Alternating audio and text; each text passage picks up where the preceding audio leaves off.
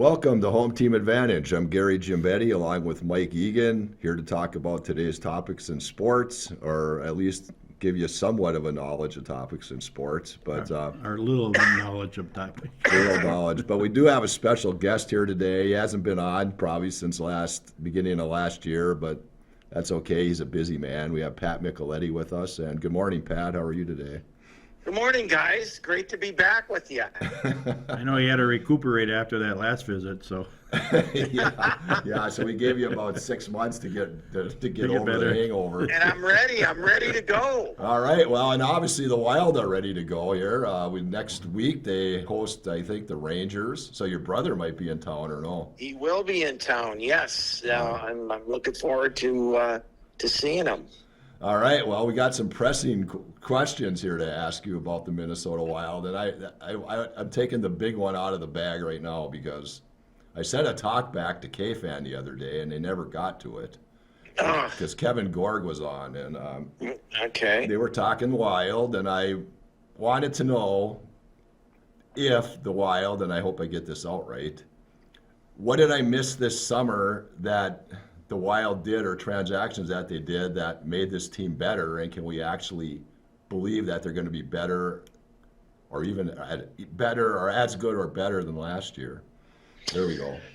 Well, yeah, there's a lot into that question, and I'll answer it this way. Let's go back a year and a half where they decided to go in the direction of buying out the two big contracts, and in doing that, that put them that automatically took away 13 million or 14 million right off their cap for the next 3 years. And so, it kind of put them in a spot where they didn't have a lot of money to spend. That being said, ultimately, I think it will eventually work out for them. And they got their core guys signed, and their core guys being Eriksson Ek, Kaprizov, Spurgeon, Brodin, Foligno, Greenway. So when you're looking at your core guys, they have their core guys now. Now, did they make moves to get better? Well, I guess that remains to be seen. And I brought this up with Bill Guerin about a month ago, and I asked him. I said, listen, you guys have a draft every year. You draft players, you send them down to Iowa, and you develop them. Well, you drafted them for a reason. At some point in time, you have to give them a chance to play, to see, whether they can play or not, or you move on. And so I think, that's the direction that they're going in. You're going to see, you may see Mason Shaw in the lineup, at points this season. Marco Rossi, your number one pick, is going to be in the lineup this year. Matt Boldy in his second year. So you're going to see younger guys like that get an opportunity. Now, did they get better? I guess we'll see. They lose. Really, when you look at it, they lose Kevin Fiala, who they couldn't afford to re-sign, and then they made the move with Talbot. It's a whole new year. You don't know what's going to happen. You hope guys have great seasons again, and they should, and they expect to. Mm-hmm. So, we'll see. Mm-hmm. How about between the pipes? You think Fleury will be the answer? Well, I think they really were comfortable with Talbot and Fleury, and as a 1-2 or a 1A. And then, some things happened where Billy didn't think that, it would be great for the locker room, and he ended up moving Talbot. And so, if there's any concern for me, it would be in the net. because Fleury's 38 years old. Can he play 50, 55 games? And even if he can, you still have 30 to play. And the kid they got was a second rounder from Ottawa. Ottawa was a bad team a year ago. Obviously the kid is talented or wouldn't have been drafted in the second round. But the question will be, can he deliver wins for you? And that remains to be seen. So, if there's any box that I have not checked yet with this team, it would be, their goaltending. And we'll have to see how that holds up. Now, that being said, they have a kid who they drafted in the first round last year, Jesper Wallstedt, who had a phenomenal camp, who will play in Iowa this season, unless some unforeseen injuries happen up top and they got to bring him up. But he is, he's supposed to be the real deal, but you got to wait for him. It takes a little bit longer for goaltenders. So I think their future is in good hands. However, this year is, I don't want to say a negative, but it is something to keep an eye on. Mm-hmm. Well, goalies are sometimes only as good as the people in front of them. So how do you defensively, how do you feel this team will be? Well, exactly. I mean, the way Minnesota plays, they've changed a little bit. They're a little bit more up tempo, and because they have better players and such. But that doesn't mean you forget about your own end. And so, how you defend is critically important. The penalty kill was not good last year. That has to be a lot better. And I know that was a focus of their off season, was to, improve the power play and improve the penalty kill. And, if you don't have those two things going come playoff time, you're just simply not going to win. So, we'll have to see how that shakes out. Mm-hmm. What do you think? Give me a percent number of what the power penalty kill should be at, and maybe what the power play should be at. Well, you can answer that a bunch of different. Well, penalty kill has got to be, up over, I don't know, 85, 90%. If you can, that would be the optimum. But if you're at 80%, I think you're okay. Mm-hmm. Your power play is got to be, nowadays with the way these, the number of good players, you've got to be up over 25%. Mm-hmm. And if you can, if you're at that number, you're doing something right. Now, it's also critical about, the power play. Are you scoring on the power play at the right time? Mm-hmm. If you score on the power play in a 5-2 game, and get number 6 on the power play, who cares? Yeah. It's in a 2-2 game and a 1-1 game and a 2-1 game. That's when your power play is really, really important. So it's getting them at critical times too. And so it's got to get better, or else you're not going to have the success that you need. Mm-hmm. Who do you see as a strong team this year? Who are the contenders? Well, in the West, in the Central Division, you can put Colorado number 1, period, stop. And then, the battle for second, third, and fourth place are going to be, in all reality, you could pick any one of those teams, from Minnesota to Nashville to Dallas to Winnipeg, and just pick a team out of a hat. I think they're going to be all that tight. So, from that standpoint, I don't want the Wild to finish second. I would rather have them get that wild card spot and have to go over to the Pacific and play those teams. I think they have a better chance beating those teams, and they will. Eventually they're going to have to play Colorado, and good luck, because Colorado's loaded again, and they're going to be the team to beat in the West. The East, there are 10, 12 teams that could come out of the East.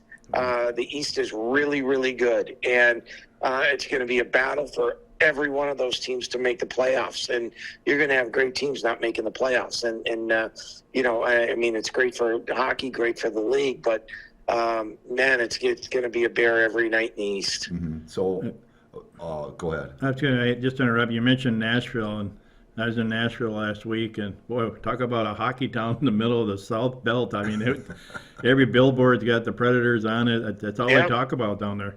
Yeah, they love it. They've done a terrific job of, for an area in the country that didn't have hockey. Those fans, they love it. They love it, and and it's great, and it gives more of an opportunity for kids to start playing the game, and I know their youth programs are really cranking up, and we're seeing that everywhere. We're seeing it in Texas, California, Florida, and for a hockey guy like myself, I think it's wonderful. Mm-hmm. Well, but I was going to say, leave it to the NHL to mess up a playoff format, because I don't think it should be working that way. How do you feel about that? It should be 1-8 and 2-7 and whatever. Yeah, well, I agree. I agree. But the problem is, you're not going to change it, and so there's no use, bitching about it, I guess, because they set it up this way, and I just don't see much of a change happening. Well, it's kind of like baseball. They screwed that up. Yeah. Now you make the playoffs, but your first 3 games are at your opponent's stadium. You don't get to play at home. It puts you at a disadvantage, right. And I guess just be happy to make the playoffs, right? Right. Well, yeah, which is unfortunate that our team here didn't do that, but. Yeah. Big series tonight, college hockey. You're working at least one of the games tonight. How do you feel that series is going to go? Well, it's awfully early in the season, and I call it, whenever UMD in Minnesota play, Mankato and Duluth play, or UMD play St. Cloud, whatever these matchups are early. They're more bragging rights. But there is some relevance to it, with the pairwise rankings and so forth, but both teams, all the teams that are playing now are trying to identify who they are, what type of team they want to be. It is a good measuring stick when you're playing another team, but I tell people this all the time. I really don't start analyzing teams or giving teams a chance or not a chance until January, mid-January, because then, the points are really, really important in league play. How are you matching up against the other teams in your league, in your conference, and how much have you grown? What kids have developed? Are your stars being your stars? You find all that out come January. And so, it'll be a fun atmosphere this weekend, but I wouldn't take a whole lot out of it. Well, I should clarify, though, we're talking about Minnesota playing Mankato, so that's, I never did that. Yes. Prior to the yes, question. and a rematch of the semifinal game in the NCAA's a year ago, and the last 10 games, Minnesota State has won 8 of them, and listen, when teams in state play each other, there's pride on the line, and the fans really get into it, and I think it's a wonderful thing. Mm-hmm. Just to kind of follow up on that, Pat, with the success that all the Minnesota teams have, it's got to say a lot for the state of hockey that they can be that competitive, and then, like you said, there's not only bragging rights but recruiting. You keep winning, like Mankato like you just said, beats the Gophers 8 out of 10. They're going to get that player that the Gophers want. So. Well, I tell you what, from Scott in Duluth to Tom Serratori in Bemidji to Bob in the cities to Brett Larson and in St. Cloud, Mike Hastings and Mankato and Rico Blasi at St. Thomas, we have the best coaches in the state of Minnesota in college hockey right here in this state, and it's really, really good. And I should also mention Brad Berry at North Dakota has done a terrific job. So this state, North Dakota, we've done. We've got really, really good coaches and the best teams in the country. All right.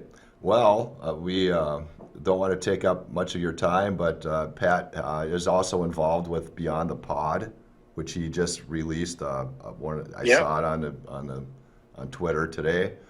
Beyond the Pond when's that starting? End of December, per usual, right after the coveted fantasy football. Okay. So we'll be doing that. But I appreciate you guys calling me. I thought you forgot about me, so I'm glad. I'm available for you anytime you need me. Hey, whenever. I know you got bigger commitments sometimes, and that's fine.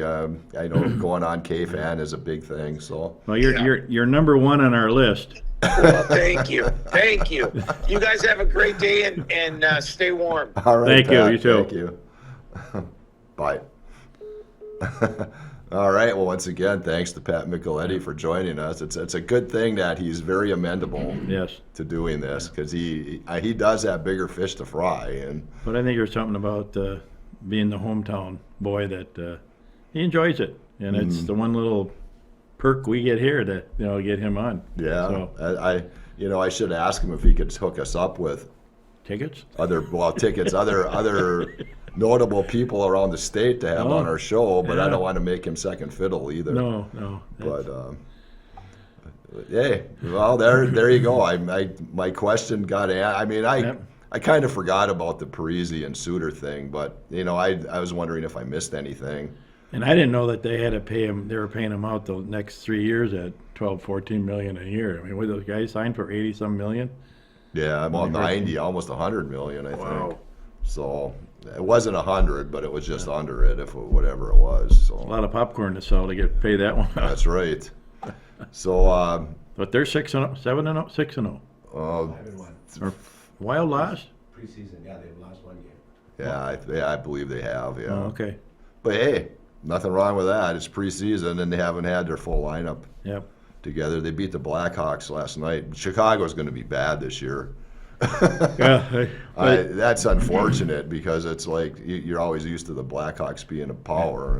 And that's one question I forgot to ask, Pat, is, we're talking about the personnel and all that. They really didn't bring any enforcer. They don't have the big No. guy anymore. No, and they didn't bring, and that's fine. But if, Marco Rossi pans out, and some of these younger guys, Duhaime and Dewar, and, they had a couple young defensemen, Schuster and Addison, last night playing. I mean, if they pan out, they'll be fine. Yeah. And again, Gustafson, the goalie, again, he's only as good as his defenseman in front of him. So hopefully, he's, and like Pat said, he's in the NHL for a reason. He can obviously play.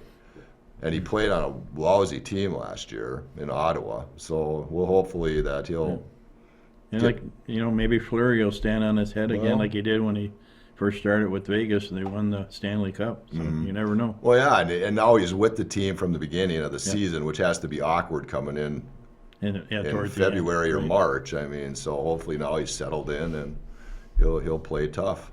Good. All right. Local sports, what's going on? I got a phone call coming in from Gary Conda. Maybe we can have him on the Oh, show. go ahead, put him on. Tell me he's on the air. Yeah. Forgot to call you yesterday. Well, no, that's all right. Hey, we have you on the air right now. We're doing our TV show. You got a couple minutes for an interview? Okay. All right. No swear words, Gary. Yeah, no swear words. All right, I'll be careful. All right. So, yeah, you were supposed to play Forest Lake yesterday at 2, but the weather kind of dampened that mood. So you're playing tomorrow, Saturday at 2. Correct. What are you looking forward to the most with that match? Well, it's, turning it around from a 2-5 loss to, to a victory. So, we're ready for this. I like our chances. We have to remind the individuals here, sorry, Gary, that we have Gary Conda, Hibbing Blue Jacket tennis coach on the line. you weren't live when we first started, but now you are, so. Now I'm live. Yeah. Now Okay. you're live. All right. So yeah, what do you think needs to change around from the previous match to this one? Well, and looking at, that match from a month and a half ago, we were a little too strong in the doubles, and I think I had two of my singles players playing doubles that day. We were just trying to save some strength because it was a long day, Uh-huh. and so we're going to come at them with my best singles players this time, and I think it's going to make a big difference. What? So I'm obviously I don't know the strength of their lineup. Where do you think you have more of the advantage? Well, they're 1 and 2 are real solid, 1 and 2 singles. After that, I believe we have more depth than them. Mm-hmm. So that's what's going to make it interesting. It's going to be a little bit of a matchup type thing, who plays who, but I suspect that they're going to go with their usual lineup and not try to, load the doubles or anything like that. Mm-hmm. No, I should again clarify because we just had Pat Micheletti on before you called.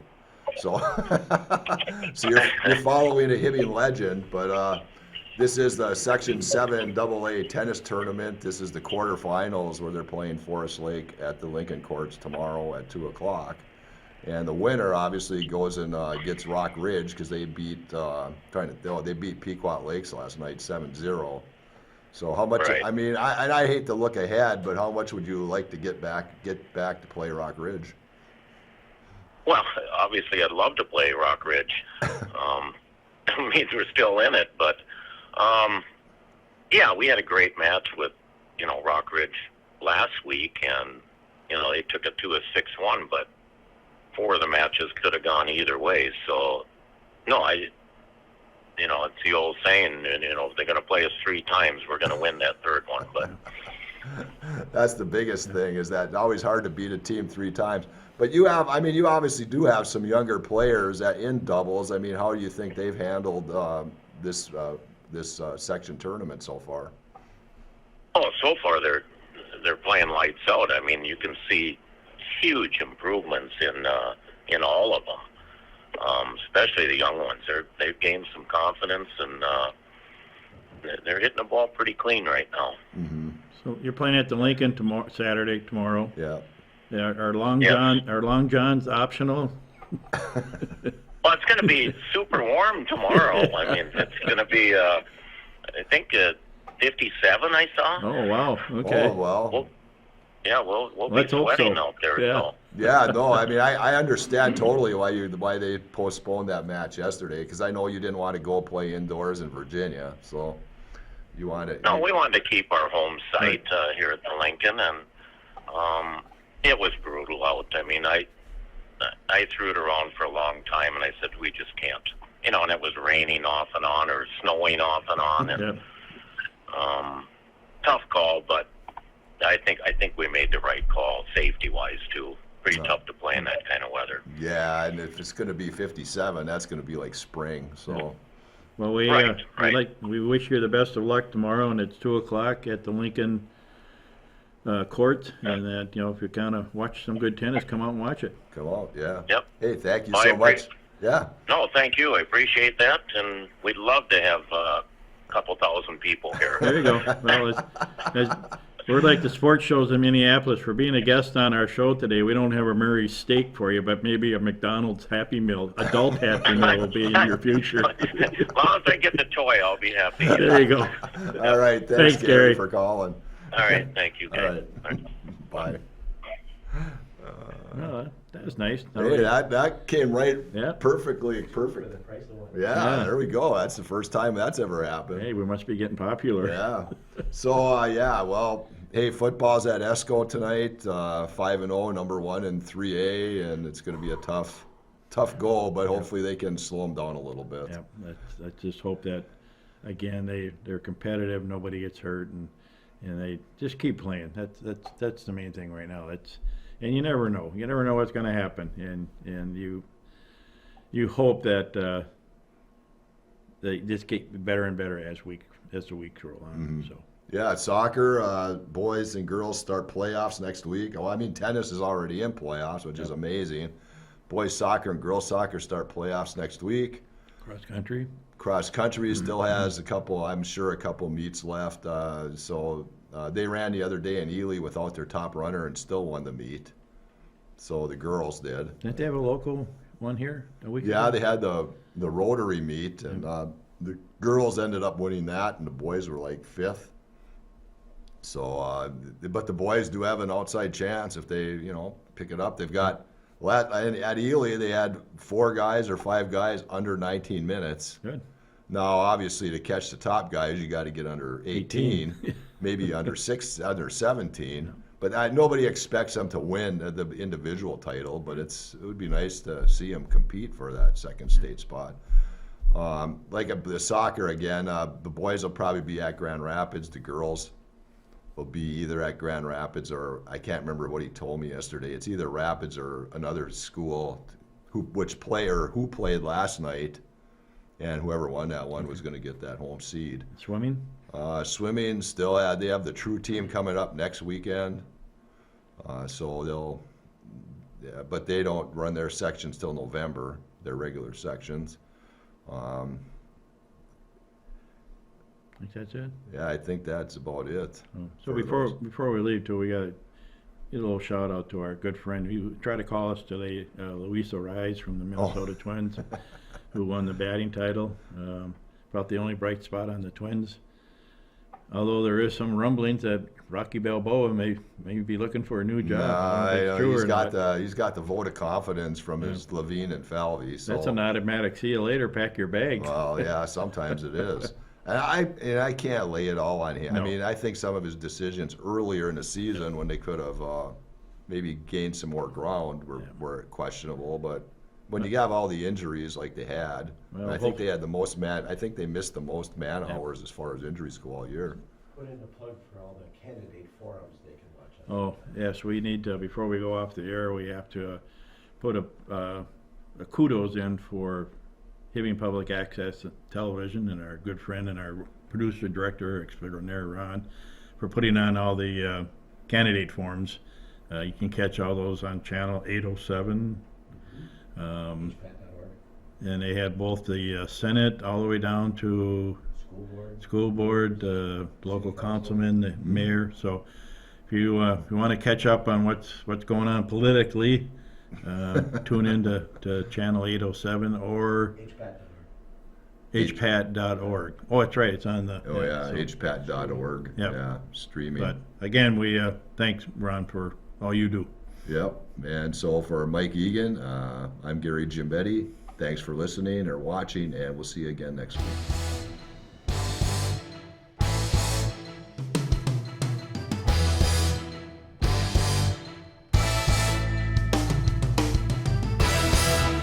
Hibbing Public Access Television would like to thank U.S. Bank for providing us with studio space.